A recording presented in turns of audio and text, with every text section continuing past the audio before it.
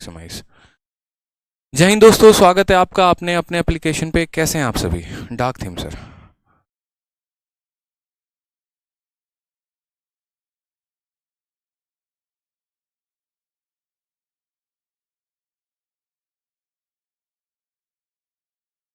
जय हिंद दोस्तों, स्वागत है आपका आपके अपने एप्लीकेशन पे। कैसे हैं आप सभी, बताइए।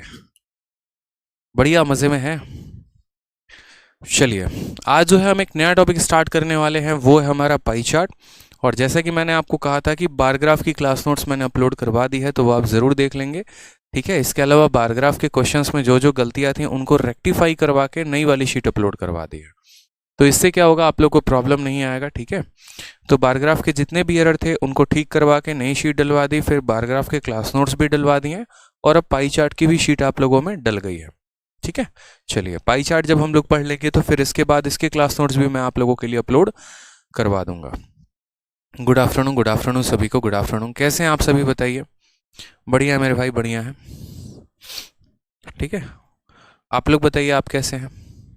सभी मज़े में हैं? बढ़िया है। चलिए, साउंड आ रही है? बिल्कुल आ रही है। आ जाइए, तो सबसे पहले देखिए आप लोग एक बार अपने पाई चार्ट के शीट को डाउनलोड करके। ठीक है, टोटल मुझे लग रहा है 44 के करीब में क्वेश्चंस हैं यहाँ पे। 44 क्वेश्चंस हैं, बिल्कुल। और इतना क्वेश्चन अगर आप कर लेते हैं तो पाई चार्ट में आपको बहुत अच्छी क्लैरिटी मिल जाएगी, और इसके अलावा आपको कुछ और पढ़ने की आवश्यकता नहीं होगी। ठीक है, शायद उस्मानी कहते हैं सर मेरा आज CHSL का पेपर है। ऑल द बेस्ट, आपका अगर पेपर है आज तो ऑल द बेस्ट, बहुत बढ़िया करिए आप। ठीक है, हाँ, अविनाश कुमार कह रहे हैं कि सर क्लास का टाइम एकदम चेंज क्यों करते हैं आप? अविनाश जी, मैं इसके पीछे का रीज़न आपको बताऊंगा। ठीक है, देखिए क्या होता है, सुबह में गुरुकुल में हमारी जो क्लास चलती है वो 9 से 11 चलती है। तो 11 बजे तक मेरी वहाँ पर क्लास ख़त्म हो जाती है। फिर उसके बाद आप लोगों की क्लासेस की टाइमिंग 11:30 से 12:30 या 1 बजे तक की होती है। जैसे आज ही का है, 11 बजे मेरी गुरुकुल में क्लास ख़त्म हुई। निकलते निकलते मुझे 11:05 हो गया क्लासरूम से बच्चों के डाउट को हैंडल करते हुए। और जैसे हम बाहर निकले उसके बाद हमें पता चला कि 2 स्टूडेंट जो हैं वो मुंबई से पर्टिकुलरली मिलने आए। मुंबई में कहाँ से? तो नवी मुंबई से वो मिलने आए थे। अब ये बात मुझे भी नहीं पता होती है, क्योंकि मैं क्लासरूम के अंदर क्लास ले रहा होता हूँ, ऑफिस में आकर वो बैठे होते हैं। अब निकलने के बाद वो बच्चे जो हैं उनको गुरुकुल में एडमिशन लेना था, लेकिन उनका ये कहना था कि सर जब तक सर से बात नहीं होगी हम एडमिशन नहीं लेंगे। ठीक है, और पर्टिकुलरली वो मुंबई से आए थे सिर्फ यहाँ का माहौल देखने। माहौल हॉल सब देख लिया, क्लासेस कैसी चलती हैं वो देख लिया, लेकिन फिर भी ये था कि नहीं, सर से मिल के जाना है। अब उनसे बात करते करते करते करते समय लग गया। उनके पेरेंट्स थे, ठीक है, उनके पापा मम्मी सब सारे के सारे फैमिली मेम्बर्स आए हुए थे। फिर उनसे मिला, थोड़ा सा वक्त वहाँ गया। फिर उसके बाद और भी 4-5 बच्चे एडमिशन्स के लिए आए थे। फिर सब किसी के पेरेंट धीरे धीरे लाइन में थे, सबसे मिलते मिलते मिलते मिलते फिर मुझे ऐसा लगा कि 11:30 वाली क्लास तो मुझे नहीं लगता 11:30 में मैं ले पाऊँगा। तो इस वजह से मैंने यहाँ पर फ़ोन करके मैंने कहा कि नहीं, टाइम को 12 बजे कर दो। कैंसिल करना क्लास अच्छा नहीं रहेगा, तो इसीलिए थोड़ा सा टाइम को आगे बढ़ा दीजिए। क्योंकि क्या है ना, देखो, जब जो चीज़ें पता नहीं क्या कह सकते हैं, कभी आपको मैंने पिछली बार भी बताया था कि एक दिन और मैंने 11:30 की क्लास को 12 किया था। रीज़न बस यही था कि उस दिन एक पर्टिकुलर थाने के जो है वो सब इंस्पेक्टर आ गए थे मिलने, इस वजह से कि सर हमें सीजल क्रैक करना है, थोड़ी सी गाइडेंस चाहिए। एक दिन क्राइम ब्रांच में एक जॉब करते हैं वो आ गए थे। तो मुझे भी नहीं पता होता है कि ऑफिस में आकर कौन बैठा है। ठीक है, और किसी दिन बैठे होते हैं, किसी दिन नहीं। कभी कोई केरला से आ जाता है, कभी कोई कर्नाटका से आ जाता है। अब इतने दूर दूर से बच्चे आते हैं मिलने के लिए, तो फिर मुझे भी वो थोड़ा सा लगता है कि नहीं, इनको थोड़ा सा समय दे दें तो ज़्यादा सही रहेगा। क्या पता कल के दिन आप में से कोई वहाँ पर आए मिलने, और अगर हम आपको समय ना दे, सोचो आप 2 दिन की यात्रा करके आए हैं। ठीक है, 2 दिन से बस मन में यही है कि नहीं, जाना है सर से, मिलेंगे मिलेंगे मिलेंगे, और मुलाकात ना हो तो फिर आपको थोड़ा हर्ट होगा, इसी वजह से। ठीक है, चलिए, बिल्कुल, आ जाइए। तो नेक्स्ट यहाँ पर हम पढ़ने वाले हैं पाई चार्ट। हम लोगों ने डीआई पढ़ लिया अच्छे तरीके से। डीआई में हम लोगों ने 2 पार्ट देखा है। बार ग्राफ सबसे पहले हमने टैबुलर डीआई देखा, और मुझे लग रहा है उसके बारे में आप लोगों को पूरा कंसेप्चुअल क्लैरिटी मिला है। फिर उसके बाद आप लोगों ने जो है वो बार ग्राफ देखा, उसके बारे में पूरा कंसेप्चुअल क्लैरिटी हमने आपको दिया। और फिर तीसरा हमारा आता है पाई चार्ट। पाई चार्ट को हम लोगों को बहुत अच्छे तरीके से पढ़ना है, क्योंकि बच्चा जो है वो सबसे ज़्यादा पाई चार्ट में परेशान होता है। और मैं आपको बताऊं, पाई चार्ट से खूबसूरत कुछ भी नहीं है, इसीलिए क्योंकि इसमें जो होते हैं ना, पाई चार्ट में आप जो मेथड लगाएंगे वो काफ़ी बेसिक लगाएंगे, काफ़ी मतलब निहायती अगर मैं बोलूँ तो बकवास मेथड। लेकिन जो चीज़ें हम आपको सिखाएंगे, अगर वो चीज़ें आपने सीख ली तो आप उसको काफ़ी शॉर्ट में कर सकते हो, काफ़ी शॉर्ट में, मैं ऑनेस्टली बताऊं तो। ठीक है, तो काफ़ी शॉर्ट में आप उसको कर सकते हैं, बस थोड़ी थोड़ी बातों का ध्यान रखना है। तो सबसे पहले स्टार्ट करते हैं हम अपने पाई चार्ट को, और पाई चार्ट में हम देखते हैं। देखिए पाई चार्ट में क्या होगा, मैंने पहले भी कहा था कि एक ऐसा सर्कल बना दिया जाएगा, ठीक है, और इस सर्कल के कई सारे टुकड़े किए जाएंगे। जैसे पिज़्ज़ा ही हो गया, मान लीजिए ये आपका पिज़्ज़ा है, ठीक है, और 4-5 लोगों ने मिलकर एक बहुत बड़ा पिज़्ज़ा ऑर्डर किया है, ठीक है। किसी ने पैसे ज़्यादा दिए हैं, किसी ने पैसे कम दिए हैं। तो जो जाहिर सी बात है पैसा ज़्यादा देगा वो ज़्यादा हिस्सा लेके जाएगा, और जो पैसे को कम देगा वो कम हिस्सा लेकर जाएगा। तो हम इस पिज़्ज़ा का टुकड़ा किस हिसाब से करेंगे, किसको हम ज़्यादा देंगे, किसको हम कम देंगे, तो उसके लिए हम अपना एक कंसेप्ट का इस्तेमाल करेंगे, वो होगा एंगल का। जो ज़्यादा पैसा देगा उसको ज़्यादा एंगल मिलेगा, और जो कम पैसा देगा उसको कम एंगल मिलेगा। उदाहरण के तौर पे जैसे मानिए यहाँ पर एक व्यक्ति के खर्चे के बारे में बात कही गई है, ठीक है। कहा गया कि एक व्यक्ति जो है वो 90,000 रुपये प्रति महीना कमाता है। उस 90,000 रुपये में वो जो है कपड़े पर 9,000 रुपये खर्चा करता है, खाने पर 21,000 रुपये 6,000 रुपये 21,600 खर्चा करता है, पढ़ाई पर 18,000 खर्चा करता है, और 23,400 रुपये की वो बचत करता है। तो आपसे यहाँ पर ये पूछा जाएगा कि बताओ रेंट जो है वो उसने कितना दिया है, ऐसे करके, या अलग अलग इसी के आधार पर क्वेश्चंस बन सकते हैं। अब यहाँ पर सबसे पहले समझते हैं, इससे भी थोड़ा और हम बेसिक जाने की कोशिश करते हैं। तो सबसे पहले आपको एक बात बता दें, जैसा कि मैंने आपको कहा था कि मान लीजिए ये एक पिज़्ज़ा है, ठीक है, और यहाँ पर जो है एक तरीके से किसी व्यक्ति ने 200 रुपये दिए हैं, किसी व्यक्ति ने यहाँ पर 100 रुपये दिए हैं, और किसी व्यक्ति ने, एक और व्यक्ति है जो 100 रुपये दिए हैं। यानी यहाँ पर कितने लोग हैं, तो कुल मिलाकर 3 लोग हैं। यानी इस पिज़्ज़ा के कितने टुकड़े किए जाएंगे, 3 टुकड़ा किया जाएगा। 3 टुकड़ा में वो टुकड़ा कैसे होगा, तो वो टुकड़ा आपका हो जाएगा यहाँ पर किस किस आधार पर, 2, 1 और 1, यानी इस पिज़्ज़ा के टोटल 4 टुकड़े होंगे। तो यहाँ पर हम इस पिज़्ज़ा के टोटल कितने टुकड़े करते हैं, 4 टुकड़े करते हैं। 4 टुकड़े में 2 टुकड़ा जो है वो एक व्यक्ति के पास रहेगा, यानी ये ऊपर का 2 टुकड़ा जो है ये पूरा का पूरा ए लेगा। इतना पिज़्ज़ा पूरा का पूरा कौन खाएगा, ए खाएगा। एक टुकड़ा कौन खाएगा, बी खाएगा, और एक टुकड़ा कौन खाएगा, सी खाएगा। यानी अगर मुझे यहाँ पर रिप्रेजेंट करना हो, अगर मुझे यहाँ पर ये रिप्रेजेंट करना हो कि किसको कितना कितना शेयर मिला, तो मैं ऐसे बताऊंगा कि ए को पूरा इतना भाग मिला, बी को इतना मिला, सी को इतना मिला। तो ये जो रिप्रेजेंटेशन होता है यहाँ पर कि किसको कितना मिला है, असल में हम डिग्री के आधार पर करते हैं। और डिग्री के आधार पर कैसे करते हैं, तो हम बोलते हैं कि देखिए बात ऐसी है, यहाँ पर समझिएगा आप लोग मेरे बात से, बात ऐसी यहाँ पर कि ये जो पूरा का पूरा सर्कल है, ये पूरा का पूरा सर्कल कितना है, तो बोलोगे सर पूरा का पूरा सर्कल 360 डिग्री का होता है। कितने डिग्री का होता है, तो बोलोगे सर 360 डिग्री का होता है। और 360 डिग्री के टोटल कितने टुकड़े करने हैं, 4। यानी इसको कितने भागों में बांट देना है, 4 भागों में, ठीक है। उसमें अगर हमें ये पता करना है कि हमारे ए को कितना मिला, बी को कितना मिला, सी को, तो ए को कितना भाग मिला, 2 भाग, तो इसको 2 से गुना कर दोगे तो पता चल जाएगा ए को हमने कितना डिग्री दिया है। जब आप इसको काटोगे 2 से और आप इसको काटोगे तो बोलोगे सर ए को पूरा का पूरा 180 डिग्री मिला, यानी ए को पूरा का पूरा एक सेमी सर्कल मिल जाएगा, ठीक है। उसी तरीके से अगर आपको बी का शेयर निकालना होगा तो आप क्या बोलोगे, बोलोगे सर ये पूरा का पूरा सर्कल 360 डिग्री का होता है, इसको आपको 4 भागों में बांटना है, उसमें आपको बी को कितना भाग देना है, ए भाग। तो जब आप इसको काटोगे तो ये 90 डिग्री का कटेगा, तो बोलोगे सर बी को हमें क्या देंगे, क्वार्टर सर्कल देंगे, यानी 90 डिग्री देंगे। देखो ए को पूरा का पूरा 180 डिग्री दिया, बी को कितना दिया, 90 डिग्री दिया, और जो बच गया वो किसका शेयर हो गया, सी का शेयर हो गया। तो पाई चार्ट में कहानी यही होती है कि डिस्ट्रीब्यूशन होता है और एंगल के आधार पर होता है। डिस्ट्रीब्यूशन होता है और किसके आधार पर होता है, एंगल के आधार पर होता है, ठीक है। साथ में यहाँ पर जो है पूरा का पूरा डिस्ट्रीब्यूशन किया जाता है। ऐसा नहीं होता यहाँ पर कि कुछ पार्ट हम लोग छोड़ दें या कुछ पार्ट को हम काउंट ना करें। जितना भी एंगल है वो सब में बट रहा होता है। जैसे मानिए आपके सामने एक छोटा सा एग्जांपल हम आपके सामने देते हैं। यहाँ पर देखिए आप, ये आपका एक पाई चार्ट है और इस पाई चार्ट के अंदर किसी व्यक्ति का इनकम दिया गया है, कितना है, 90,000 रुपये। उस व्यक्ति के खर्चे भी दिए गए हैं कि उसने कपड़े पे 9,000 खर्च किया, सेविंग में इतना किया, फूड में इतना किया, एजुकेशन में इतना किया, और आपसे ये पूछा जाएगा कि बताओ रेंट में उसने कितना खर्चा किया है। ठीक है, तो यहां पर बात करते हैं रेंट को लेकर।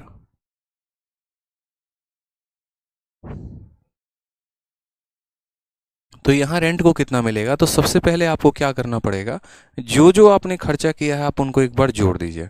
तो अगर आप उनको जोड़ेंगे तो बोलेंगे सर 23,000 और 21,000 कितना हो गया, 44,000 हो गया। 600 और 500 कितना हो गया, 1,000 हो गया।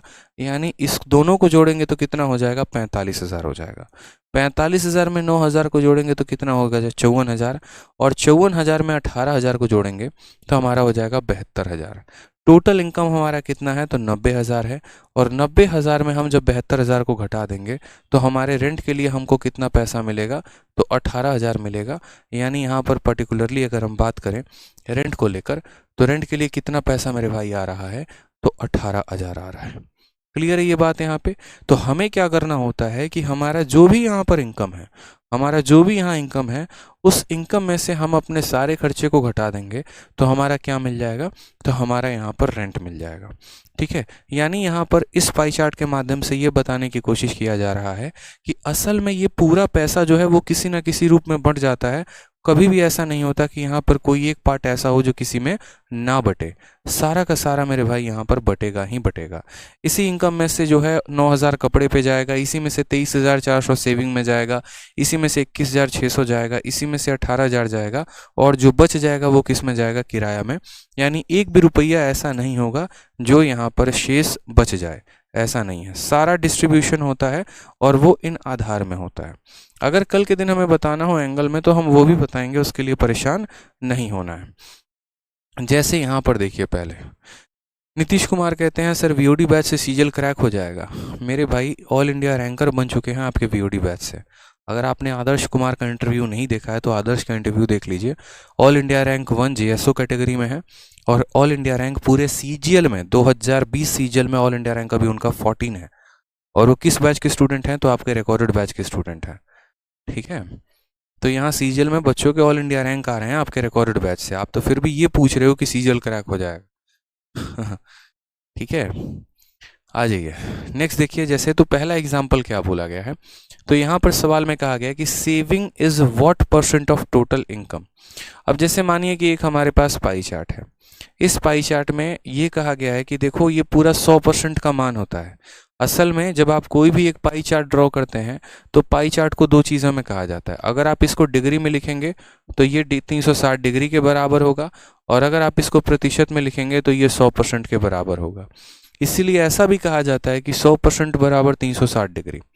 समझ में आ रहा है बात यहाँ पे? दोबारा से बता देते हैं कैसे कह रहे हैं। कोई भी एक पाई चार्ट या पिज़्ज़ा जो होता है ना, उसका सेंट्रल एंगल कितने का होता है, 360 डिग्री का होता है।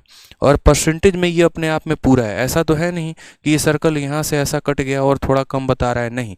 कभी भी कोई भी फिगर अपने आप में जब भी दिया गया होता है तो वो 100% होता है। तो ये जो सर्कल है यहाँ, जो वृत्त है, वो अपने आप में कितना परसेंट है, तो वो अपने आप में 100% है। समझ में आ गया बात? तो अगर हमें परसेंटेज में लिखना होगा तो हम बोलेंगे ये 100% है, और अगर हमें डिग्री में लिखना होगा तो हम कितना बोलेंगे, 360 डिग्री है। अब यहाँ पर समझते हैं, जैसे यहाँ पर ये बात बोला गया है, तो ये जो है आपका पूरा का पूरा क्या है, पाई चार्ट है। इसमें अगर देखेंगे तो कपड़ा कितना परसेंट है, 10%। रेंट कितना परसेंट है, 20%। एजुकेशन कितना परसेंट है, 20%। खाना कितना परसेंट है, 24%। अब यहाँ आपको पूछा जाएगा कि बताइए आपने सेविंग में जो है वो कितना खर्चा किया है। अब यहाँ पर सेविंग में निकालने के लिए ऐसा नहीं है कि आपको हर किसी का जो है जाकर पीछे डेटा निकालना पड़ेगा, 9,000 का 10% करना पड़ेगा। जैसे पीछे आपका इनकम कितना था, 90,000 था, तो ऐसा नहीं है कि 90,000 का 10% करना पड़ेगा, 90,000 का 20% करना पड़ेगा, फिर 20%, फिर 24%, फिर जो आएगा घटाना पड़ेगा, ऐसा नहीं। आप हमेशा एक बात को समझिएगा बड़े ध्यान से, ये जो पूरा है ना, पूरा सर्कल, ये 100% को रिप्रेजेंट करता है, 100% को बताता है। उस 100% में से यहाँ देख लीजिए 10% को, 20% को, 20 को और 24 को घटा दीजिए, जो आ जाएगा वो किसका मान होगा, वो सेविंग का मान होगा। तो एक बार इन सबको हम ज़रा जोड़ देते हैं। 20 और 20 40, 40 और 10 50, 50 और यहाँ 24 कितना हो जाएगा, 74%। कितना हो जाएगा, 74%। मेरा पूरा का पूरा इनकम 100% है, उसमें से हम 74% यहाँ खर्चा कर चुके हैं। तो मुझे बताइए कि हम यहाँ सेविंग में कितना बचाएंगे, तो यहाँ पर बोलोगे सर 26% बचाएंगे। यानी इसीलिए मैंने आपको कहा कि जब इस सर्कल में सारे परसेंट को आप जोड़ेंगे तो वो किसके बराबर आएगा, 100% के बराबर आएगा। किसके बराबर आएगा बच्चों? 100% के बराबर आएगा। अब इसमें जो एक आपका पॉइंट महत्वपूर्ण उठकर आता है वो क्या आता है? तो वो ये एग्जाम्पल नंबर 2 आता है, और ये एक बड़ी बात हो जाती है, एग्जाम्पल नंबर 2। ठीक है, मेन पॉइंट या मेन मुद्दा अगर हम बात करें सीखने के लिए, तो मेन मुद्दा जो है वो यही है। ठीक है, मेन मुद्दा जो है वो यहाँ पर यही है, और यही मेन सीखना होता है पाई चार्ट में, कि हम डिग्री को परसेंटेज में कैसे बदलें और यहाँ पर हम परसेंटेज को डिग्री में कैसे बदलें। ये बहुत इंपॉर्टेंट पार्ट है। ठीक है, यहाँ पर तो सबसे पहले इसको सीखिए कि अगर हम पाई चार्ट में बात करते हैं तो पाई चार्ट में हम यहाँ डिग्री को परसेंटेज में कैसे बदलें और परसेंटेज को डिग्री में कैसे बदलें, ये इंपॉर्टेंट है, समझिएगा। जैसा कि मैंने आपको एक छोटी सी बात बताई, और मैंने आपसे क्या कहा कि एक सर्कल होता है, एक क्या होता है, वृत्त होता है, और वृत्त के अंदर जैसे मानिए यहाँ पर ये जो वृत्त है ना, इसका पूरा का पूरा ये जो कोण होता है ये कितने डिग्री का होता है? तो बोलोगे सर डिग्री में ये 360 डिग्री होता है। और कोई भी चीज़ अपने आप में क्या होती है, पूरा का पूरा पूरा होता है, 100% वो अपने आप में क्या होता है, पूरा। तो हम ऐसा कह सकते हैं कि प्रतिशत में ये 100% होगा, प्रतिशत में ये कितना परसेंट होगा, तो प्रतिशत में ये हमारा 100% होगा। ठीक है, और डिग्री में ये कितना होगा, तो 360 डिग्री होगा। यानी कभी भी अगर हम लिखेंगे तो हम यहाँ पर ये बात कहेंगे कि जो ये 360 डिग्री होता है वो किसके बराबर होता है, तो 360 डिग्री हमारा जो है वो 100% के बराबर होता है। ठीक है, तो पहला टाइप आपको क्या पढ़ना है कि डिग्री को परसेंटेज में कैसे बदला जाए। उदाहरण के तौर पे जैसे कल के दिन अगर मैं आपको ये बात बोल दूं कि 180 डिग्री कितने परसेंट के बराबर है, तो आप कैसे बताएंगे? अगर मैं आपसे कल के दिन पूछ दूं 90 डिग्री कितने परसेंट के बराबर है, तो आप कैसे बताएंगे? अगर कल के दिन हम आपसे ये पूछ दें 100 डिग्री कितने परसेंट के बराबर है, तो आप कैसे बताएंगे? या अगर हम आपसे ये पूछ दें 120 डिग्री जो है वो कितने परसेंट के बराबर होगा, तो कैसे बताएंगे? यानी डिग्री को परसेंट में कैसे कन्वर्ट किया जाए। तो आप ये बात बोलेंगे कि सर देखिए 360 डिग्री कितने परसेंट के बराबर है, 100% के बराबर है। 360 डिग्री कितने के बराबर है, 100% के बराबर है। तो अगर हम यहाँ बात करते हैं 1 डिग्री को, तो 1 डिग्री जो होगा वो बराबर होगा किसके, 100/360% के, 100/360% के। 360 डिग्री 100% के बराबर, तो 1 डिग्री 100/360 के बराबर, 1 डिग्री 100/360 के बराबर। तो यहाँ पर हम बोलेंगे 1 डिग्री का मान कितना होता है, तो 100/360 होता है। हमें पता कितने का करना है, 180 डिग्री का, तो हम इसको यहाँ पर किससे गुना कर देंगे, 180 डिग्री से। 180 360 को 2 बार में काटेगा, 200 को 50 बार में काटेगा, तो हम बोलेंगे सर ये किसके बराबर है, तो 50% के। समझ में आ गया बात, कितने के बराबर है, तो 50% के। उसी तरीके से वापस बोलेंगे कि सर 1 डिग्री 100/360 के बराबर है, तो 90 डिग्री का मान निकालना है, तो कैसे करेंगे? तो 1 डिग्री का मान 100/360% होता है, तो 90 डिग्री का मान निकालने के लिए इसको हम 90 से गुना करेंगे। 90 हमारा इसको 4 बार में काटेगा, 4 इसको 25 बार में काटेगा, तो ये हमारा आ जाएगा कितना परसेंट, 25% आ जाएगा। ये हमारा आ जाएगा कितना परसेंट, 25% आ जाएगा। तीसरा जो सवाल मैंने आपसे कहा था वो मैंने कहा था 100 डिग्री के लिए कि 100 डिग्री कितना होगा। तो सेम तरीका आपको पैटर्न करना है फॉलो, सेम बार बार सेम ही चीज़ों को फॉलो करना है। आप यहाँ पर बोलेंगे सर देखिए 1 डिग्री जो होता है ना वो कितने के बराबर होता है, तो 1 डिग्री 100/360% के बराबर होता है। हमें तो 100 डिग्री का मान पता करना है, तो हम इसको किससे गुना करेंगे, 100 से गुना करेंगे। आपका 0 से 0 खत्म हो जाएगा, 4 से आपका जो है यहाँ पर 9 बार में ख़त्म होगा, तो 4 से आपका 25 बार में ख़त्म होगा। तो आप बोलेंगे 25 × 10 कितना हो जाएगा, 250/9%। ये हमारा इतने के बराबर होगा, ये हमारा आंसर होगा। समझ में आ रहा है बात यहाँ पे?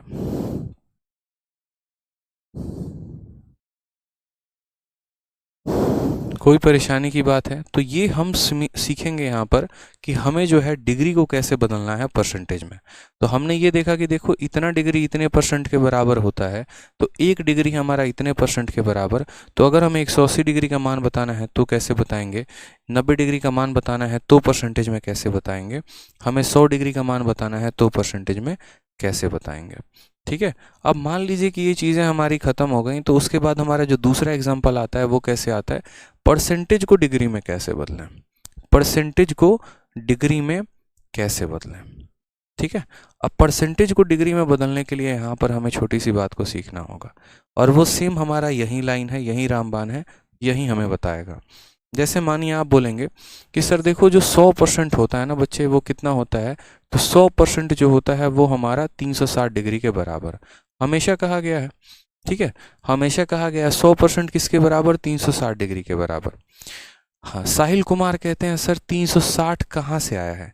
बच्चे एक सर्कल में पूरा कोण 360 का बनता है, ये सर्कल में एक कंप्लीट एंगल बनता है, और एक सर्कल जो होता है वो पूरे 360, ये जो कोण यहाँ बनता है ना, ये पूरा 360 डिग्री का बनता है इसके सेंटर पे।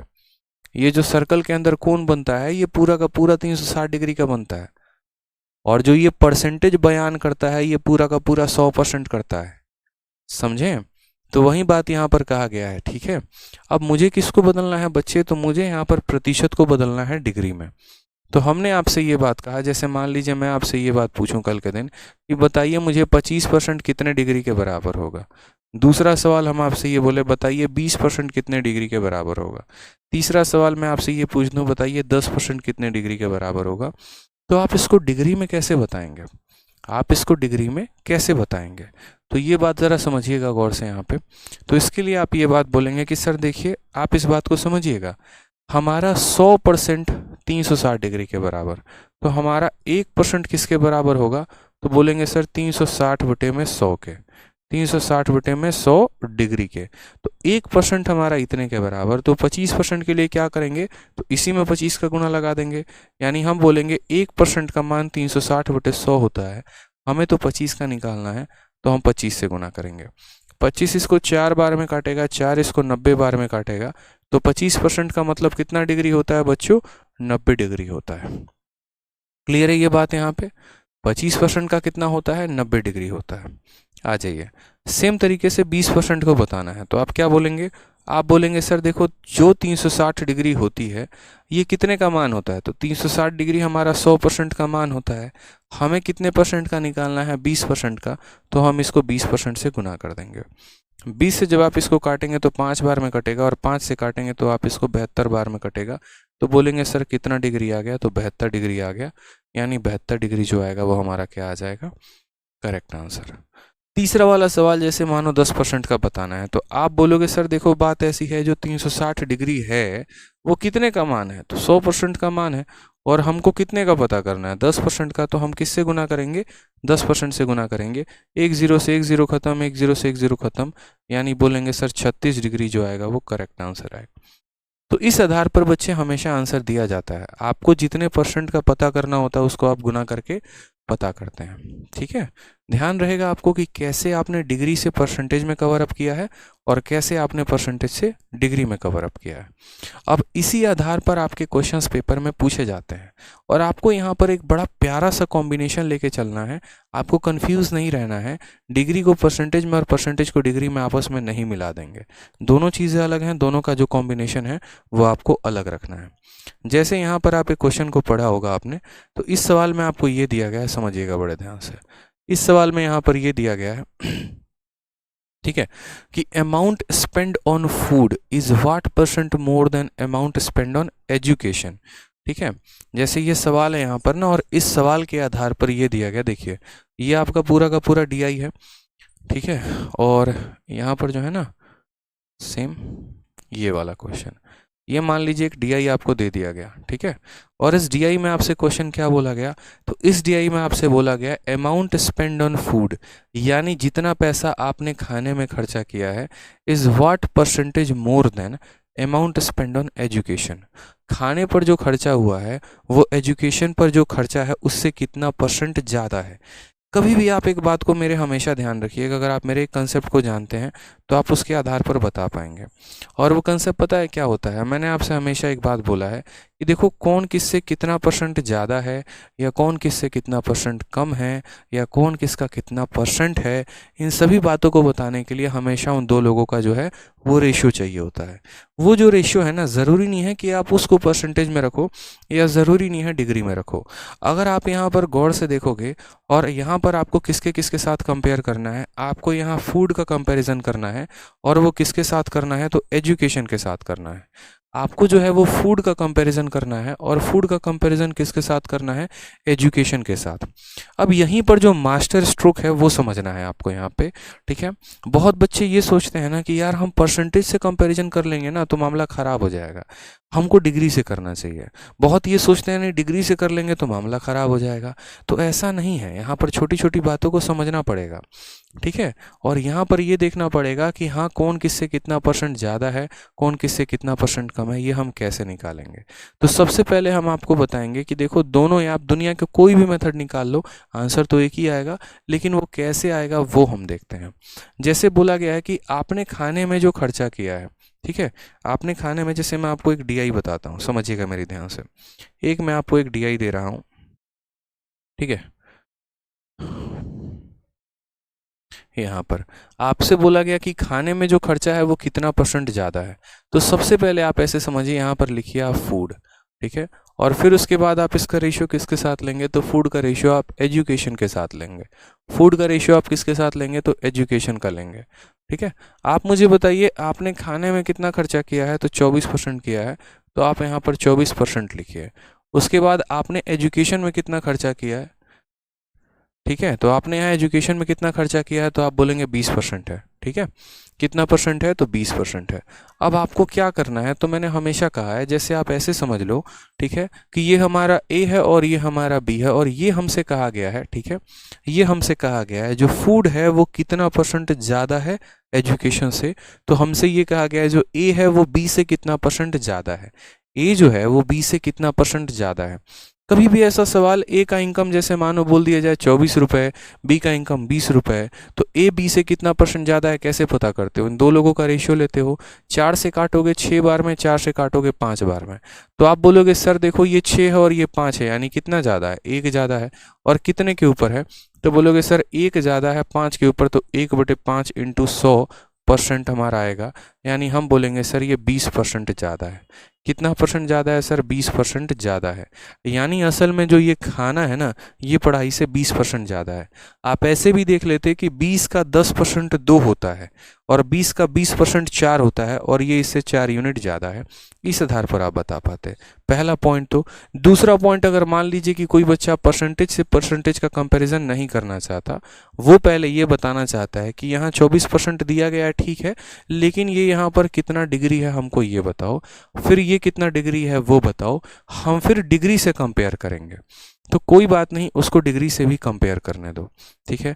जैसा कि आपको ये बात पता है कि जो 360 डिग्री होती है वो कितने परसेंट के बारे में बयान करती है? तो बोलोगे सर 100% का मान है वो तो, और यहाँ हमें कितने परसेंट का मान निकालना है? 20% का, तो आप इसको 20 के साथ गुना कर दो, ठीक है। ये जो डिग्री है ये 100% का मान है, तो 20% का मान कैसे निकालेंगे? इसको 5 से भाग करेंगे और इससे यहाँ 72 बार में, तो बोलोगे सर एजुकेशन कितना डिग्री है? तो एजुकेशन 72 डिग्री है। उसी तरीके से यहाँ पर आप बोलोगे सर ये जो 360 डिग्री होती है ये कंप्लीट 100% के लिए होती है, कंप्लीट 100% के लिए होती है। हमें यहाँ कितने के लिए पता करना है? हमें 24% के लिए पता करना है, तो यहाँ पर हम 24% के लिए पता करेंगे। 0 से आपका 0 चला जाएगा, 2 से आप इसको काटेंगे तो 5 बार में कटेगा, और 2 से आप इसको काटेंगे तो 12 बार में कटेगा। आप इसको गुना करिए, 12 × 6 72 का 2, ठीक है, या आप डायरेक्ट बिना काटे भी गुना कर सकते हैं। आप 10 को ऐसे रहने दीजिए, बाकी गुना कर लीजिए, ठीक है। तो 36 का 4 गुना 144 का 4 हाथ में आ जाएगा 14, 36 का 2 गुना 72, 72 10, 82, 82 और 4 86, यानी 86.4 डिग्री। कितना आ जाएगा? 86.4 डिग्री। आप करके गुना देख लो, कोई दिक्कत की बात नहीं है। 36 का 4 गुना करेंगे तो आपका 144 आ जाएगा। 144 का 4 रखिए, हाथ में 14 रख दीजिए। फिर 36 का 2 गुना 72, 72 में 14 जोड़ेंगे तो 86 आ जाएगा, बाद में 10 से भाग कर दीजिए। तो यानी ये वाला जो डिग्री है ये डिग्री कितना है? तो बोलेंगे सर ये डिग्री हमारा 86.4 डिग्री आ जाएगा। ये कितना आ जाएगा सर? तो ये हमारा आ जाएगा 86.4 डिग्री। यहीं पर हम आपको एक जो है वो सामंजस्य दिखाना चाहते हैं कि बच्चे गलती करते क्या हैं। परसेंटेज में दिया गया होता है तो वो उसको डिग्री में लेके जाते हैं, और फिर पता है यहाँ पर वो क्या करते हैं, फिर वो ये बात बोलते हैं कि खाने के ऊपर इतना डिग्री खर्चा हुआ, पढ़ाई के ऊपर 72 डिग्री खर्चा हुआ, हमसे ये बोला गया है खाने में जो खर्चा हुआ है वो पढ़ाई से कितना ज़्यादा है, तो बोलेगा देखो यहाँ 72 डिग्री हुआ है और यहाँ इतना डिग्री हुआ है, कितना डिग्री ज़्यादा हुआ है, तो बोलेगा यहाँ पर 14.4 डिग्री ज़्यादा हुआ है। देखो 86.4 में से आप 72 को घटा दो, कितना आएगा, तो बोलोगे 14.4 डिग्री, तो बोला जाएगा यहाँ पर ये कितना डिग्री है, तो 14.4 डिग्री है। बट्टे में कितना लिखेगा, तो बट्टे में बोलेगा किससे तुलना कर रहे हो, एजुकेशन से, तो भाग भी करोगे एजुकेशन से, तो एजुकेशन से करो और इनटू कितना कर दो, 100% कर दो। अब यहाँ इस दशमलव को उड़ाओगे तो नीचे 10 आ जाएगा, 72 से काटोगे 2 बार में, 0 से कटेगा 2 बार में, तो भी आंसर कितना आ जाएगा, 20% आएगा।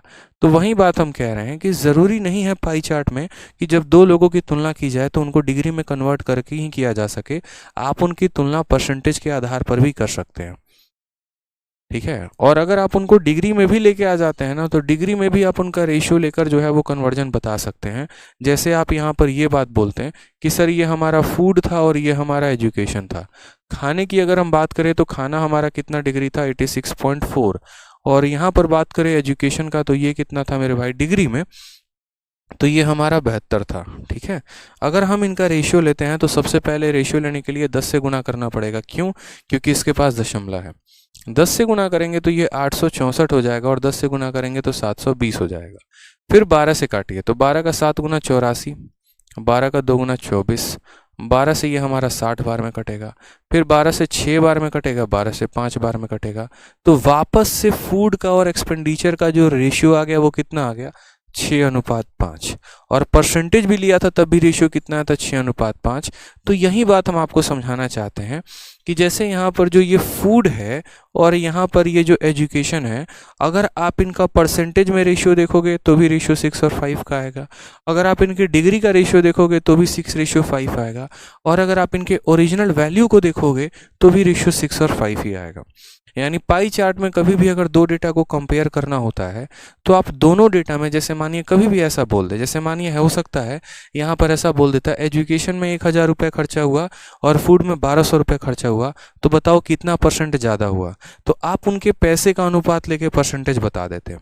या अगर ऐसा बोले एजुकेशन में 20% खर्चा हो रहा है, खाने में इतना परसेंट हो रहा है, तो यहाँ जो पैसा खर्चा हो रहा है वो इससे कितना ज़्यादा है, तो दोनों के परसेंटेज का रेशियो लेके बता देते हैं। या अगर ऐसा बोला जाता कि एजुकेशन में 72 डिग्री का खर्च आया है और फूड में इतने डिग्री का खर्च आया है, बताओ कितना परसेंट ज़्यादा है, तो आप उनके डिग्री का कंपैरिजन लेके बता देते हैं। यानी कभी भी दो लोगों में अगर ये पूछा जाता है कौन किससे कितना परसेंट ज़्यादा है, तो आप उनका रेशियो लेके बताएंगे, लेकिन दोनों का रेशियो समान टर्म का होना चाहिए। ऐसा नहीं है कि आप एजुकेशन के लिए डिग्री ले रहे हैं और फूड के लिए परसेंटेज ले रहे हैं, ऐसी गलती नहीं करेंगे। ऐसा भी नहीं करेंगे कि एजुकेशन का परसेंटेज ले रहे हैं और फूड का डिग्री ले रहे हैं, नहीं। अगर लेना है तो दोनों का डिग्री का रेशियो लो, जैसे यहाँ हमने दोनों में डिग्री का रेशियो लिया है। या अगर लेना है तो दोनों के परसेंटेज का रेशियो लो, जैसे यहाँ दोनों का हमने परसेंटेज लिया है। तब उस आधार पर आप बता पाएंगे कौन किससे कितना परसेंट ज़्यादा है या कौन किससे कितना परसेंट कम है।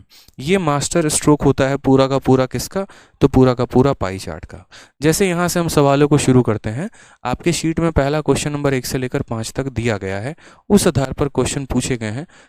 सीजीएल 2020 का सबसे पहला क्वेश्चन है ये, ध्यान रखिए। क्वेश्चन में क्या दिया गया सब पढ़े पढ़िए, ठीक है।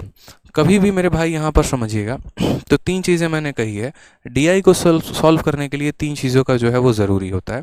पहले तो आपका नॉलेज होता है कि डीआई में 3 बातों को पढ़ना होता है। पहले तो हो गया टाइटल क्या है, दूसरा हो गया फुटनोट्स क्या है, और तीसरा होगा यूनिट क्या है। जैसे मान लीजिए ये आपके सामने क्वेश्चन है, सवाल को पढ़िए। कहा गया है कि study the following chart carefully and answer the questions given below. इस चार्ट को ढंग से एक बार पढ़ लो, फिर इसके आधार पर हम जो जो सवाल पूछेंगे उसका आंसर देना। और चार्ट का टाइटल क्या है, तो टाइटल में ये कहा गया कि expenditure incurred in publication and sales of book, यानी किताबों के प्रकाशन और बिक्री का व्यय बताया गया। जैसे मान लीजिए कि मैं ही बुक पे अभी काम कर रहा हूँ मुझे पता है कि जब वो बुक आएगी तो मार्केट की सबसे ज़बरदस्त होगी, इसीलिए क्योंकि उसको बच्चे को ध्यान में, बच्चों के भला को देखते हुए बनाया जा रहा है। तो उसमें मेरा कुछ खर्चा आ रहा है, टाइपिंग में खर्चा आ रहा है, बाइंडिंग में खर्चा आ रहा है, प्रिंटिंग में खर्चा आ रहा है, पब्लिकेशन में आ रहा है। फिर जब हम उसको बेचेंगे तो सेल्स भी आएगा हमारे पास, किसी स्टोर से इतना आया, किसी स्टोर से इतना आया, फ्लिपकार्ट से इतना आया, इतना आया। तो अगर कल के दिन कोई मुझसे हिसाब पूछे कि भाई तुमने जो किताब बनाई उसमें खर्चा तुम्हारा कितना लगा, एडवर्टीजमेंट में तुमने कितना किया, बाइंडिंग में तुमने कितना किया, कहाँ कहाँ तुमने कैसे कैसे लगाया, तो उसको मैंने ये पाई चार्ट बना के दे दिया। मैंने कहा देखो, अगर मेरे पास 100 रुपये आए थे तो उस 100 रुपये में 35 रुपया जो है वो मैंने प्रिंटिंग में लगा दिया था, 18 रुपया मैंने बाइंडिंग वाले को दिया था, 18 रुपये मैंने यहाँ पर एडवर्टीजमेंट वाले को दिया था। रॉयल्टी वो लेता है जो पब्लिकेशर होता है, जैसे अरियन पब्लिकेशन हो गया, कोई हो गया, तो वो रॉयल्टी लेते हैं, वो 15% लेते हैं। ठीक है, तो जैसे मानो यहाँ पर 15% यानी 100 का 15%, 15 रुपये मैंने उनको दे दिए हैं। उसके अलावा पेपर भी तो लगता है ना मेरे भाई, किताब छपती किस पर है, पन्ने पर। तो जैसे मानो 100 रुपये का 10 रुपया मैंने पेपर में लगा दिया, पेपर खरीद कर लेकर आया, फिर उसके ऊपर छपाई हुई, फिर उसकी बाइंडिंग हुई, फिर उसके बाद उसका एडवर्टीजमेंट हुआ, एडवर्टीजमेंट होने के बाद पब्लिकेशन वाले जो हैं वो ले गए। किस चीज़ के लिए ले गए? तो भैया हम बेचेंगे, इतना हमारा कमीशन बनता है। और बाकी का 4% जो है ना वो अन्य चीज़ों में खर्च हो गया। अन्य चीज़ों का मतलब जैसे किताबों को यहाँ से वहाँ पहुँचाना होता है तो उसके लिए जो किराया लगता है, या अदर चीज़ें हो गई। तो पूरे मैंने 100 रुपये का हिसाब कुछ इस प्रकार से दिया।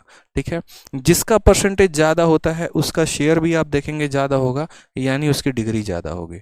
और जिसका परसेंटेज कम होगा उसको कम मिलेगा। जैसा कि मैंने शुरू में ही कहा था कि मान लीजिए आपका पिज़्ज़ा है, जो ज़्यादा पैसा देगा वो ज़्यादा पिज़्ज़ा खाएगा, और जो कम पैसा देगा उसको कम पिज़्ज़ा मिलेगा। तो सेम तरीके से इस तरीके से डिस्ट्रीब्यूशन होता है। कभी भी ऐसा नहीं होगा कि इसका परसेंटेज ज़्यादा है और इसको शेयर में कम मिल रहा है, कभी भी ऐसा नहीं होगा। जिसका परसेंटेज ज़्यादा उसको शेयर ज़्यादा मिलेगा, जिसका परसेंटेज कम होगा उसको शेयर कम मिलेगा। अब ये आपने अच्छे तरीके से यहाँ रीड कर लिया, कहाँ कितना गया, कितना नहीं गया, क्या हुआ क्या नहीं हुआ। अब इस आधार पर हमारे जो क्वेश्चन दिए गए हैं वो क्वेश्चन के बारे में हम यहाँ पढ़ेंगे। तो सबसे पहला क्वेश्चन आपके सामने क्या बोला है? तो बोला है कि देखो, यदि प्रिंटिंग का जो खर्चा आया है ना वो 24,500 रुपये आया है, तो बोला गया है what was expenditure on royalty.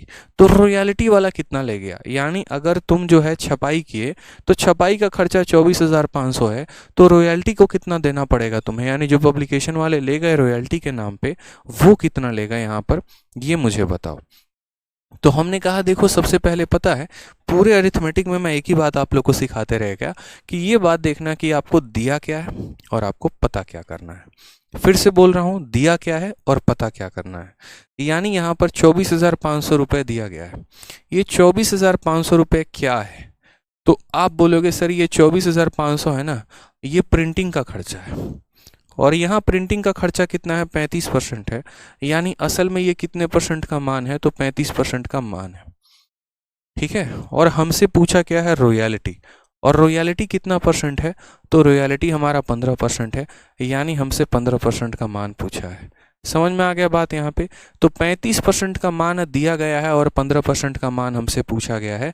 जितने का मान दिया गया होता है उससे डिवाइड करते हैं, और जितने का पूछा गया होता है उससे क्या करते हैं? गुणा करते हैं। ठीक है, क्लियर है ये बात आपको यहाँ पर? तो इसीलिए मैंने यहाँ पर बोला कि देखो 24,500 रुपये 35% का मान है, हमें तो 15 का निकालना है, तो 15 से गुना कर देंगे। 7 से काटेंगे यहाँ पर तो ये 5 बार में कटेगा। 7 से काटेंगे तो 7 का 3 गुना 21, और 7 का 5 गुना 35, फिर ख़त्म हो जाएगा। फिर 5 से काटोगे तो बोलोगे सर 700 बार में कटेगा। ठीक है, 15 का 7 गुना कितना होता है? 105 होता है। उसके पीछे 2 जीरो लगे हैं तो यहाँ 2 जीरो लगा दो, काम खत्म। 10500 option number B for Baahubali जो है वो करेक्ट आंसर आएगा। अभी देखते चलिए आप लोगों से कैसे सवाल जो है वो धड़ाधड़ लगने शुरू हो जाएंगे, कैसे आप हवा में सवालों को उड़ाना शुरू कर देंगे। क्योंकि जो बेसिक चीज़ें थी ना वो आपके दिमाग में मैंने बिठा दिया है। अब जब वो कंसेप्ट आपके माइंड में है तो उस आधार पर आप सवालों को एकदम उड़ाना सीख जाएंगे। तो ये बात यहाँ पर क्लियर हुआ कि कितने परसेंट का मान दिया था और कितने परसेंट का मान पता करना था। उस आधार पर आपने गुना किया और आपका ये आंसर आ गया। आ जाइए नेक्स्ट देखिए, पॉइंट नंबर 2। पॉइंट नंबर 2 में हमसे क्या कहा गया है?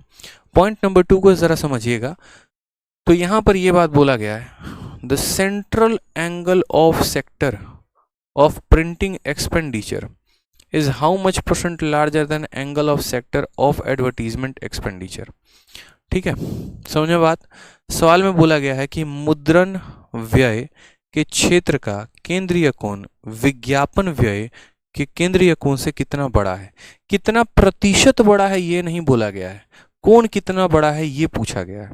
एक तो यहाँ पर ये पूछ लिया जाता कि यहाँ पर जो ये एंगल है कौन सा एंगल, किसका एंगल, तो देखो यहाँ पर एक्सपेंडिचर का एंगल पूछा गया है, यहाँ पर एडवर्टीजमेंट के एंगल से कितना बड़ा है। समझ में आ रहा है बात यहाँ पे कि एक्सपेंडिचर का एंगल एडवर्टीजमेंट के एंगल से कितना बड़ा है। तो यहाँ पर हमें ये बताना है, तो हमें निकालना पड़ेगा कि एक्सपेंडिचर का एंगल कितना है और फिर निकालना पड़ेगा एडवर्टीजमेंट का एंगल कितना है और फिर वहाँ पर वो दोनों का डिफरेंस लेना होगा।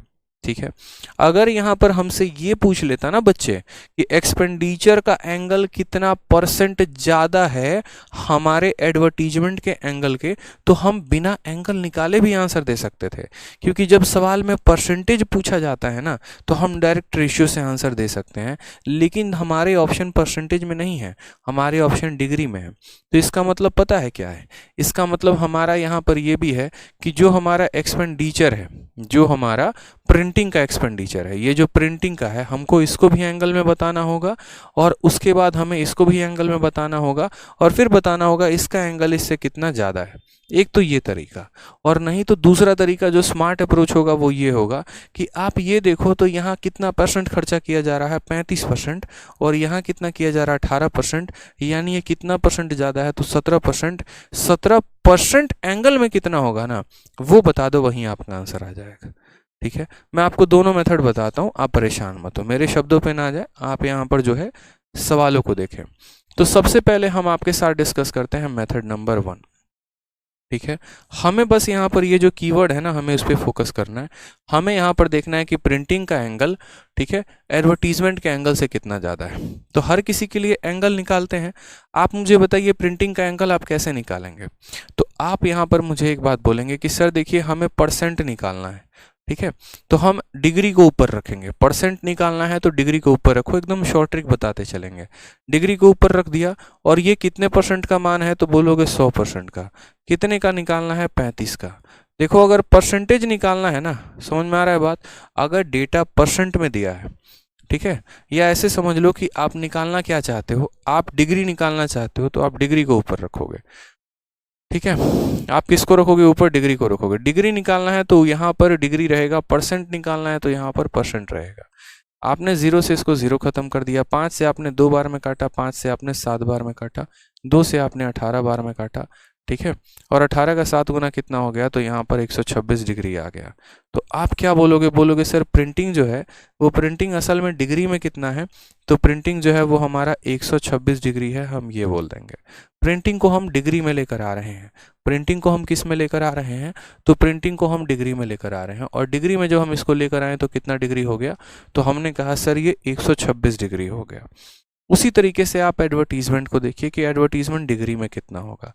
किस में दिया है, परसेंट में। पता किस में करना है, डिग्री में। तो डिग्री में पता करना है तो यहाँ डिग्री ऊपर आएगा, यानी 360 डिग्री ऊपर आएगा। अब ये 360 कितने परसेंट का मान है, तो 100% का मान है। पता कितने का करना है, तो 18 का करना है, तो 18 से आप यहाँ गुना कर दीजिए। ठीक है, अब यहाँ पर देखिए काटिए थोड़ा सा, 0 से आपका 0 चला गया। ठीक है, यहाँ पर जब आप 18 को 36 के साथ गुना करेंगे तो 18 का 6 गुना 108 होता है, 10 लिख दीजिए, 8 लिख दीजिए 10 हाथ में, 18 तिरके 54 और 10 64 आ जाएगा।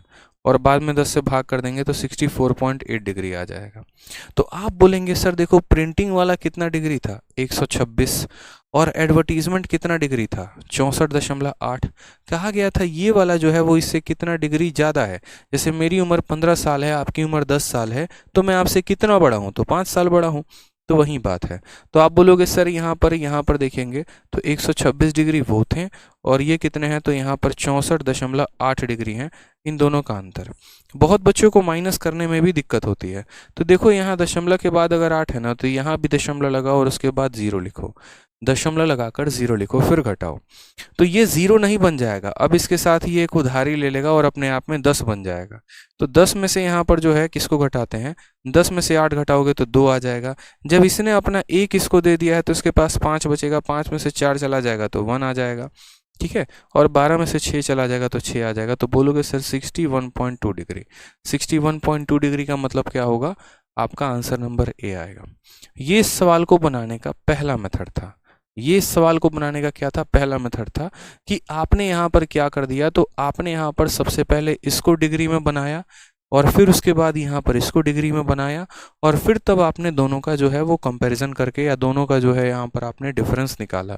ऐसा भारत का ऑलमोस्ट हर बच्चा करता है जो कंपटीशन एग्जाम की तैयारी कर रहा होता है, लेकिन आपको पेपर में ऐसे नहीं करना था। मैं यही बात आपको सिखा रहा हूँ कि पेपर में आपको ऐसे नहीं करना था। अब बोलोगे सर अगर ऐसे नहीं करना था तो कैसे करना था, तो वो हम आपको बता रहे हैं।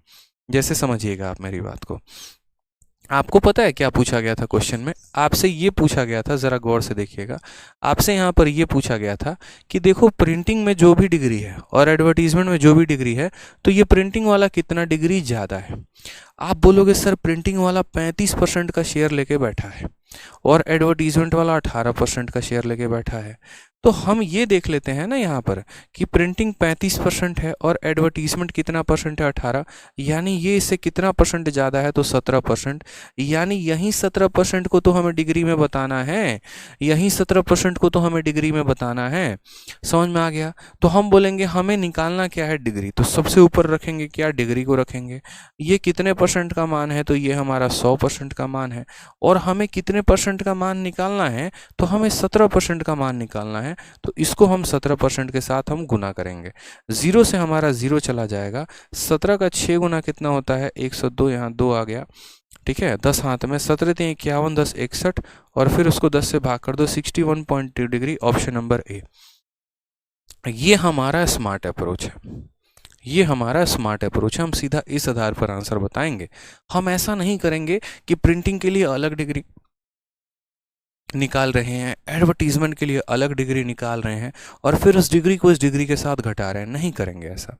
हम जो करेंगे वो ये करेंगे, यार तुम कितना परसेंट ज़्यादा हो, तो 17% ज़्यादा हो, तो हम सीधा 17% को ही डिग्री में बता देंगे कि हाँ ये डिग्री अगर होता तो ये 61.2 डिग्री के बराबर होता। यानी परसेंटेज में इससे 17% ज़्यादा है और डिग्री में इससे 61.2 डिग्री ज़्यादा है। ये हमारा करेक्ट आंसर होता। ठीक है, समझ गए बात आप लोग? यहाँ पे क्लियर हो गया यहाँ पे? चलिए, बहुत शानदार, बहुत आनंद आ रहा है आप लोगों को। आ जाइए नेक्स्ट मेथड देखिए, क्वेश्चन नंबर 3। यहाँ पे क्वेश्चन नंबर 3 में आपसे क्या कहा गया है, ठीक है। क्वेश्चन नंबर 3 में क्या कहा गया है? क्वेश्चन नंबर 3 में यहाँ पर कहा गया है कि the paper cost is approximately what percent of printing expenditure. यानी पेपर का जो कॉस्ट आया है, पेपर का कॉस्ट कितना आया है, ये वाला, ठीक है। ये लगभग प्रिंटिंग का कितना परसेंट है, ये पूछा गया है। ये जो 10% है, ये इसका कितना परसेंट है, ये पूछा गया है। यानी पेपर पर जो तुमने खर्च किया है वो लगभग खर्चे के, यानी प्रिंटिंग का कितना परसेंट है। जैसे मानो मैंने अपना किताब बनवाया, किताब में मैंने कई सारे जगह खर्चा कर दिया, किताब में मैंने जो है प्रिंटिंग पर भी खर्चा कर दिया, पन्नों पर भी खर्चा कर दिया, अलग अलग तरीके पे खर्चा कर दिया। तो कल के दिन यहाँ पर मेरा भाई अगर छोटा वाला, वो मुझसे पूछता है कि आपने पन्ने के ऊपर जो खर्चा किया था वो प्रिंटिंग का कितना परसेंट था, आपके इनकम का कितना परसेंट है, ये नहीं पूछा है। अगर वो ये मेरे से पूछता कि मेरे इनकम का कितना परसेंट है, तो मैं बोलता मेरे इनकम का, या जो मेरा टोटल खर्चा आया था उसका 10% मैंने पेपर पे लगाया है और उसका 35% प्रिंटिंग पे लगाया है, सीधा सीधा। लेकिन अगर वो मुझसे ये पूछ दे कि ये वाला जो खर्चा है ना वो इसका कितना बराबर है, जैसे मान लो कि कल के दिन पार्टी होती है, आप लोग बड़ा पिज़्ज़ा ऑर्डर करते हो, बड़े से पिज़्ज़ा में जैसे मानो 100 रुपये का पिज़्ज़ा है, उसमें 35 रुपया मानो ए देता है, 18 रुपया बी देता है, 18 रुपया सी देता है और 15 रुपया डी देता है, ऐसे करके सारे के सारे लोग दे रहे होते हैं। तो अगर हमसे ये सवाल पूछा जाए कि पूरे पिज़्ज़ा में, ठीक है, या जितने का हमारा बिल बना उसका कितना परसेंट जो है वो ए ने दिया, तो बोलोगे 35 रुपये। कितना परसेंट बी ने दिया, तो बोलोगे यहाँ पर 10 रुपये। लेकिन कल के दिन अगर ये बोल दिया जाए यहाँ पर कि इस बंदे ने जो पैसा दिया है ना यहाँ पर, वो इसका कितना परसेंट है, वो इसका कितना परसेंट है, टोटल का नहीं, वो इसका कितना परसेंट है, तो उस केस में आप परसेंटेज करने के लिए आप क्या बोलोगे, बोलोगे देखो हमें तुलना इन दोनों की करनी है और जिसकी तुलना करनी है हम अनुपात भी उन्हीं दोनों का लेंगे। तो हम यहाँ बोलेंगे कि यहाँ सबसे पहले क्या लिखो, पेपर लिखो, ठीक है। और उसके बाद यहाँ पर क्या लिखो, तो प्रिंटिंग लिखो, ठीक है। और देखो कभी भी अगर दो लोगों का आप परसेंटेज में कंपैरिजन करते हो ना, तो ये मैटर नहीं करता है कि आप उनके डिग्री को कंपेयर कर रहे हो, आप उनके वैल्यू को कंपेयर कर रहे हो, या आप उनके परसेंट को कंपेयर कर रहे हो, ये कभी मैटर नहीं करता। मैंने अभी बताया था, डिग्री को डिग्री के साथ कंपेयर करोगे तब भी वही रेशियो आएगा, परसेंट को परसेंट के साथ करोगे तब भी वही रेशियो आएगा, वैल्यू को वैल्यू के साथ करोगे तब भी वही रेशियो आएगा। और रेशियो कभी भी नहीं बदलता है, अनुपात कभी भी नहीं बदलता है। इसीलिए यहाँ पर आप सीधा परसेंट का कंपैरिजन परसेंट के साथ कर सकते हैं। ये कितना परसेंट है और ये कितना परसेंट है, आप उस आधार पर आंसर बता पाएंगे। तो आप बोलेंगे पेपर कितना परसेंट है, 10% है, और प्रिंटिंग कितना परसेंट है, तो 35% है। अब यहाँ पर देखिएगा, ठीक है। आप बोलेंगे सर देखो ये परसेंट से परसेंट खत्म, 5 से काटेंगे 2 बार में, 5 से काटेंगे 7 बार में। सवाल में यहाँ पर कहा गया है क्या ज़्यादा है कम है, ऐसा पूछा गया है, या ये पूछा गया कि ये इसका कितना परसेंट है। तो वो सवाल से कागज़ की लागत लगभग छपाई के खर्चे का कितना परसेंट है, कितना परसेंट ज़्यादा है ये नहीं बोला गया है, कितना परसेंट कम है ये नहीं बोला गया है, सिर्फ ये पूछा गया है कागज़ में जो खर्चा किया वो इसका कितना परसेंट है, मैं तुम्हारे इनकम का कितना परसेंट हूँ ये पूछा गया है। ये नहीं पूछा गया मेरा इनकम तुमसे कितना ज़्यादा है या कितना कम है, ये नहीं, बस मैं कितना हूँ ये पूछा गया है। यानी ये जो 2 है ये 7 का कितना परसेंट है ये पूछा गया है। तो 2/7 इंटू क्या बोलोगे, 100% बोलोगे।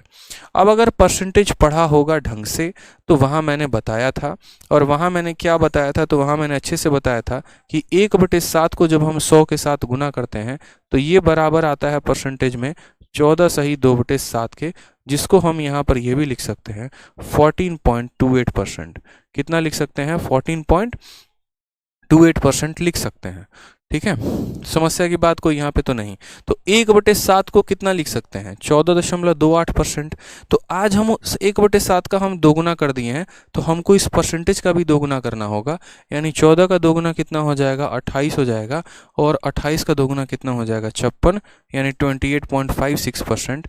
और 56% को क्या लिख सकते हो, तो 28.6% इज द करेक्ट आंसर। बाकी कैलकुलेट भी करना है कि 200 को 7 से भाग कर लो, 200 को 7 से भाग करोगे तो यहाँ देखो तो बोलोगे सर यहाँ पर आ जाएगा 200/7, और 200/7 हमारा इतना परसेंट आ जाएगा। इस आधार पर भी आंसर दे सकते हो, अपने अपने तरीके होते हैं। क्लियर आ गया ये बात यहाँ पे। तो ये पॉइंट आपको थोड़ा सा जो है वो ध्यान रखना है। छोटी छोटी चीज़ों का ध्यान रखोगे ना, उसके बाद पता है इतना प्यारा लगने लगेगा पाई चार्ट आपको। आप बोलोगे सर इतना हलवा आपने बना दिया था बार ग्राफ को, इतना हलवा बना दिया आपने जो है वो टेबुलर डेटा को, अब ये भी इतना हलवा बन चुका है कि सर अब तो हवा में उड़ाएंगे इनको। पहले डर लगता होगा, अब मज़ा आएगा, और डर को मज़े में कन्वर्ट करने के लिए इंटरेस्ट का आना बहुत ज़रूरी है।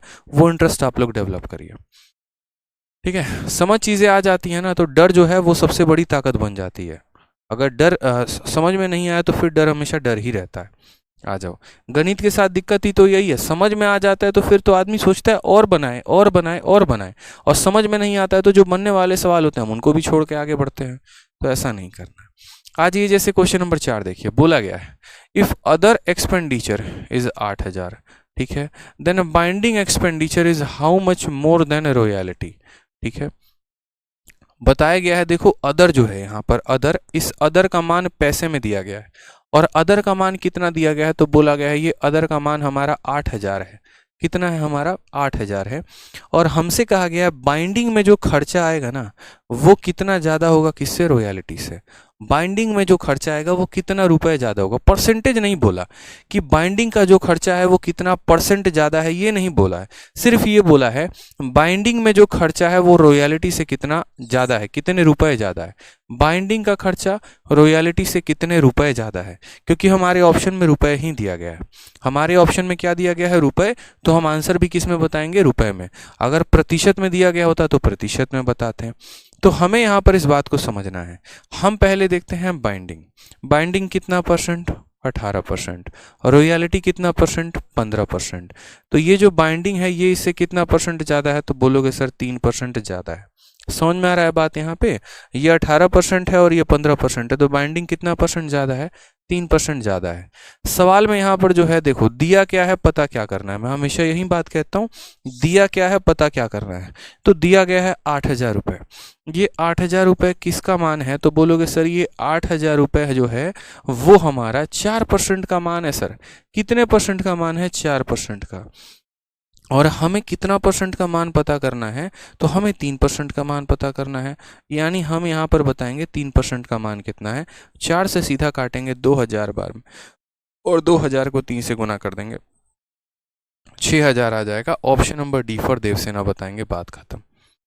समझ में आ गया बात। ऐसा नहीं करना था कि बाइंडिंग का रुपए, देखो आप बहुत बच्चे पता है क्या करते हैं बेसिक तरीके से, वो ऐसा करते हैं, अच्छा 4% का खर्चा 8000, 1% का खर्चा 2000, 18% का खर्चा हमारा 36,000, ठीक है। फिर उसके बाद यहाँ पर 15% का खर्चा 30,000, और फिर उसके बाद यहाँ पर क्या करते हैं, 36,000 में से 30,000 घटा देते हैं, तो उसका आंसर 6000 आता है। ऐसा नहीं करना होता, यही बात हम सिखा रहे हैं, ठीक है। मैं दोबारा से बता दे रहा हूँ, बहुत बच्चे क्या करते हैं, वो ये बोलते हैं 4% के लिए 8000 लग रहा है, तो 1% के लिए 2000 लग रहा होगा, तो यहाँ 18% के लिए कितना लग रहा होगा, 36,000, तो यहाँ बाइंडिंग में कितने का खर्चा आ गया, 36,000 का।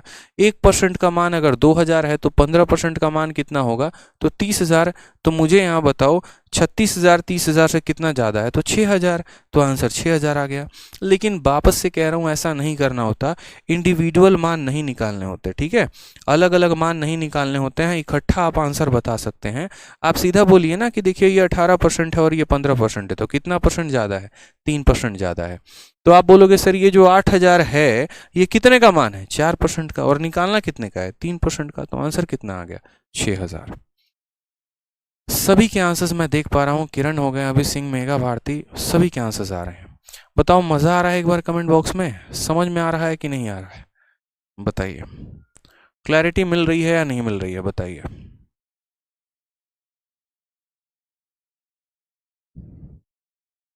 हिमांशु कह रहे हैं थैंक्स सर, आज मैं पहली बार लाइव देख रहा हूँ, धन्य हो गई मेरी किस्मत। क्या बात है। हुँ? इसमें किस्मत की बात कहाँ से आती है, ये बताओ पहले, कमेंट में बताओ ज़रा एक बार। क्लियर है, मज़ा आ रहा है, ऐसा पढ़ा था कभी, बताओ। सभी के आंसर्स विजिबल हैं, सभी का कमेंट जो है वो मुझे दिख रहा है। चलो, बहुत शानदार। फर्जी क्वेश्चन लग रहे हैं सब, विदाउट पेन मैं कर पा रहा हूँ, क्या बात है। चलो, पूरा क्लियर है सर, बहुत शानदार। अरे भाई, सबके आंसर्स मुझे दिख रहे हैं, फनिंदर आपका भी आंसर मुझे दिख रहा है, मज़ा आ रहा है सर, चलिए बहुत अच्छी बात है। आ जाइए आ जाइए सर, अब तो धुआं धुआं कर देंगे हैं, धुआं धुआं कर देंगे, सिस्टम फोड़ के आ जाना, सही बात है सर पहले डर लगता था, अब समझ में आ रहा है। चलो, अभी तो बहुत चीज़ें बाकी हैं, बहुत कुछ सीखना है। अभी तो सिर्फ 5वें क्वेश्चन पे हैं, टोटल 44 क्वेश्चंस हैं, सब सीखेंगे, सारी अलग अलग वैरायटी को कवर करेंगे, हर तरह के क्वेश्चंस का आंसर देंगे। सवाल में कहा गया what is the central angle for a sector of advertisement, ठीक है। जैसे ये अगर आप एडवर्टीजमेंट कर रहे हैं ना, तो इसके लिए कितना सेंट्रल एंगल बनेगा, इसके लिए कितना सेंट्रल एंगल बनेगा, यानी ये 18% एंगल में कितने के बराबर होगा, हमसे ये बोला गया। अब आप मुझे एक बात बताइए, बड़ा प्यारा क्वेश्चन, हम आपसे एक बात पूछेंगे, ठीक है। आप निकालने क्या वाले हैं, तो आप बोलेंगे हम डिग्री निकालने वाले हैं। हम क्या निकालेंगे, डिग्री। तो डिग्री निकालना है तो सबसे ऊपर को किसको रखो, डिग्री को, और डिग्री कितना होता है, 360। ये कितने का मान होता है, तो बोलोगे सर ये 100 का मान होता है, और कितने का बताना है, तो 18 का बताना है, तो किससे गुना कर दो, 18% से। परसेंट से परसेंट खत्म हो जाएगा, जीरो से जीरो खत्म हो जाएगा, तो बोलोगे 18 का 6 गुना 108 का 8, हाथ में 10, 18 के 54, और 10 64 हो जाएगा, 64.8 degree. Option number D for Devasena is the correct answer. Jagat Shillar कहते हैं sir please clear the difference between percentage and percentage point. जहाँ पर आएगा वहाँ पर हम आपको क्लियर कर देंगे, डिफरेंस अभी कहीं नहीं आया है, इस वजह से अगर हम बताते हैं तो आप कंफ्यूज और ज़्यादा होंगे, ठीक है। चलिए, उसके बाद का जैसे नेक्स्ट डीआई हो गया, अब यहाँ से जितने भी डीआई हैं वो हम लोग कल की क्लास में करेंगे, ठीक है, ताकि आपको थोड़ी सी क्लैरिटी और मिले। समझ में आ गया बात यहाँ पे, क्योंकि अब जितने भी डीआई हैं वो आपके प्रीवियस ईयर के सारे क्वेश्चंस हैं, ठीक है। पहले आज के क्लास में जितना पढ़ाया है आपको उसका आनंद लेना है पूरा का पूरा, और आनंद लेने के बाद तब पूरा का पूरा रिवाइज करके आएंगे, तभी मज़ा आएगा। समझ गए।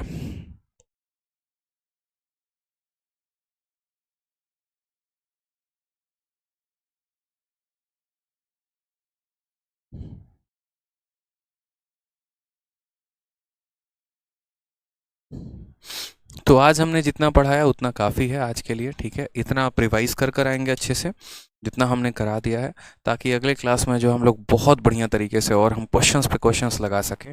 और सभी बच्चों से मेरा एक विनती है, पाई चार्ट की पहली क्लास देखने के बाद ही पाई चार्ट की दूसरी क्लास देखें। अगर पहली क्लास नहीं देखी है तो दूसरी क्लास में आपको परेशानी हो सकती है, फिर आपके पल्ले कुछ भी नहीं पड़ने वाला है। इसीलिए पहले पहली क्लास को देखना है, फिर दूसरी, फिर तीसरी, फिर चौथी, ऐसे करके, ठीक है। दाऊद शेख कहते हैं सर कल से फर्जी क्वेश्चन मत करवाइएगा। मेरे भाई दाऊद, फर्जी तुम्हें तब लगते हैं जब पहले आप जो है ना इन सभी कंसेप्ट को जान लेते हो। जब तक ये कंसेप्ट पता नहीं होता ना, तब तक यही सवाल भौकाल लगते हैं। अब अगर हम हिस्टोग्राम का क्वेश्चन अगर हम आपको अभी दे दें ना, तो आपको सबसे कठिन लगेगा, लेकिन वही क्वेश्चन जब हम पढ़ाने के बाद देंगे तब बोलोगे सर फर्जी क्वेश्चन है, ठीक है। तो इम्पोर्टेंट होता है पढ़ाना और इम्पोर्टेंट होता है उस कंसेप्ट को समझाना, ठीक है। सवाल कोई भी फर्जी नहीं है। आप एक काम करो, अपने रूममेट को दे दो और ज़रा उसके अप्रोच को देखो कि वो कैसे बना रहा है, फिर आपको पता चल जाएगा। आधे पढ़ने का उसका अप्रोच होगा, 2 लाइन का आपका अप्रोच होगा, तो फ़र्क होता है। अप्रोच का खेल होता है और कुछ नहीं, ठीक है। चलिए, यू आर ग्रेट सर। चलिए धन्यवाद, मन लगाकर पढ़ाई करिए और आगे जो है हम लोग पढ़ते हैं। आशीष कह रहे हैं sir please Delhi police head constable का एक बैच लेकर आइए ना प्लीज़। अरे यार बैच अलग से नहीं आते हैं, क्यों हर बार बैच बैच बैच के पीछे पड़े रहते हो। भारत का कोई भी एग्ज़ाम है ना, कोई भी एग्ज़ाम है, अगर मेरा स्टूडेंट कोई भी बैच पढ़ रहा है या फिर वो लाइव पढ़ रहा है या रिकॉर्डेड पढ़ रहा है, अगर वो उसने पूरा पढ़ लिया ना, वो निकाल देगा। ऐसा नहीं होता कि हेड कांस्टेबल के लिए अलग से बैच लेकर आऊँ, एमटीएस के अलग से। ये सब चोचलेबाजी होती है और इनमें नहीं पढ़ना चाहिए। बच्चों जो है ना एकदम इतना परेशान हो जाएंगे। नहीं, अगर मैं लिख दूं कि हेड कांस्टेबल है तो इसका मतलब तब हेड कांस्टेबल के लिए ही होगा, ठीक है। ऐसा नहीं है, पढ़िए जितना करा दिया उससे। भारत का कोई स्टेट एग्जाम है जहां पर मैथ का सेम सिलेबस है, आप आराम से निकाल सकते हैं। सेंट्रल गवर्नमेंट की जॉब है, स्टेट की, बड़े प्यार से निकाल सकते हैं, ठीक है। चलिए ऑल द बेस्ट, खुश रहिए, मस्त रहिए, मिलते हैं अगले सेशन में।